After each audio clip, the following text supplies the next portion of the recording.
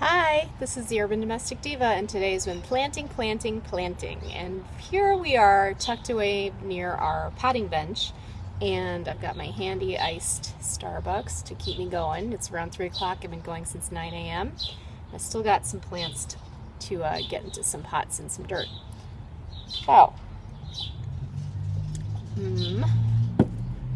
make sure you got some coffee, and I'm going to show you how to repot some of your plants from the nursery.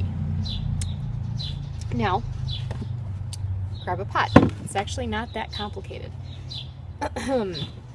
What I like to do is, if it's a big pot, I take my compost dirt from the winter and fill up about this high, and then I get some really nice potting soil and fill up this high, so that the whole pot isn't being used with just really expensive potting mix.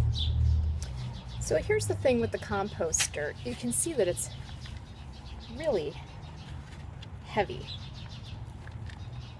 It's not as fine as like the really nice potting soil that you get from the nursery. So what I like to do is get some peat moss.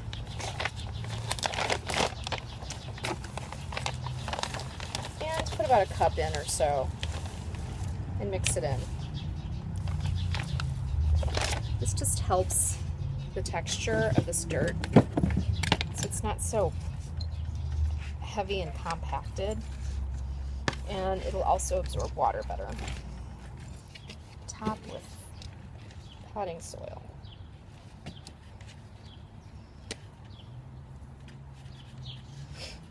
don't want to go too high because we have to put the plants in.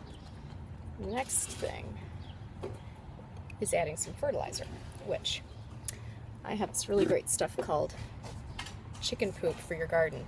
And it's like, I'm going to assume it's desiccated chicken poop, but I don't know. The people over at the farmer's market up the street swear by this stuff. You can also use...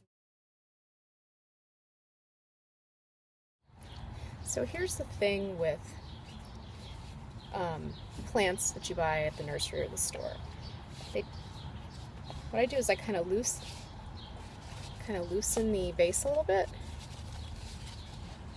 turn over, and using your hand to catch the plant, pull it out.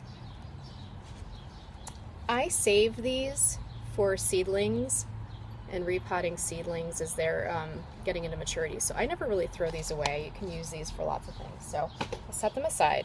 Here's the thing now. If you have a root-bound plant, you've got to loosen this up. So what I do is kind of, almost as if you're tickling the plant.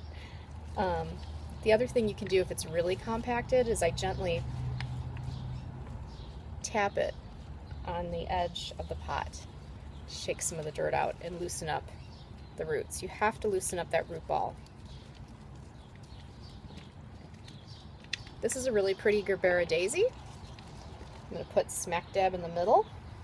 It's going to be my central plant.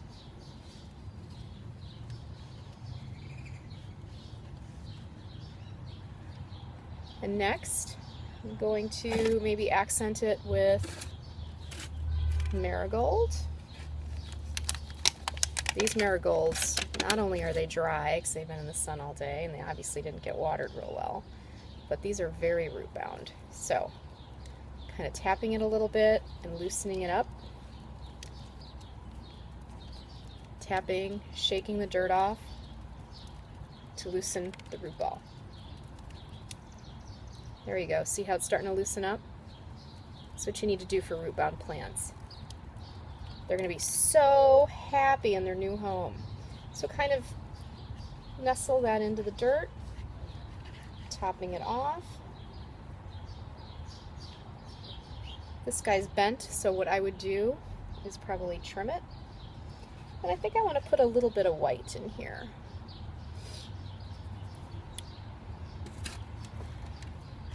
Here's a little bit of white verbena, which I think might be really pretty. And it'll fill it out. Again, a little bit of root bound action here, so tap, tap, tap, tap. And I'm on my potting bench, so I'm catching all my dirt. in my little dirt area. See how it's nice and loose?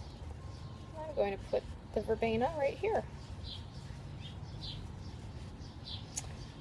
It's always good to, if this was a bigger pot, to have a trailing element here. I'm going to keep this one kind of basic and full. And then as this fills out, I'll probably trim back some of these leaves so that the verbena's got some room to grow and get some sun.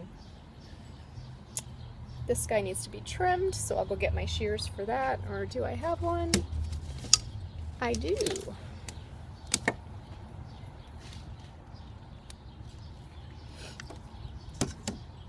And there we are. Really pretty pot. I'm going to go put on the deck. So I have some more to do. Those are my tips and tricks for spring planting and repotting pots from the nursery into bigger pots. So, from the Urban Domestic Diva and Starbucks iced coffee, have a great spring. Bye.